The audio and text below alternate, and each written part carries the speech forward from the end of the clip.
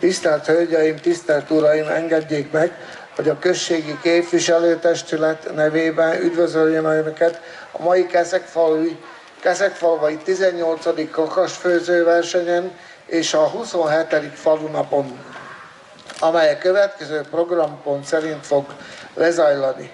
A kakasok szétosztása megtörtént, utána íjászok bemutatója, Spiderman, a alapiskola diákjainak és a óvodásoknak a bemutatója. Ezúttal szeretnék elnézést kérni a kihangosítási problémák véget, és megköszönni a tanítónéknek és a diákoknak a fellépést. Majd utána lesz magának a főzésnek a kiértékelése, majd Pánti Csiriki Viki koncert, Slámek Péter koncert, tombola, Six 6-os Csaba Seres koncert, elektroakusztik Markovics Áron koncert, továbbá 11 órától mulatság egészen kimerülésig.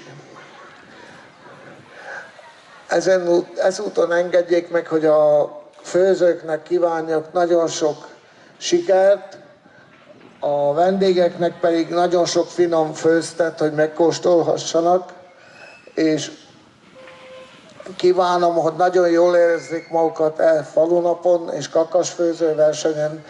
Ehhez kívánok mindenkinek nagyon sok szórakozást, a versenyzőknek pedig nagyon sok sikert. Köszönöm!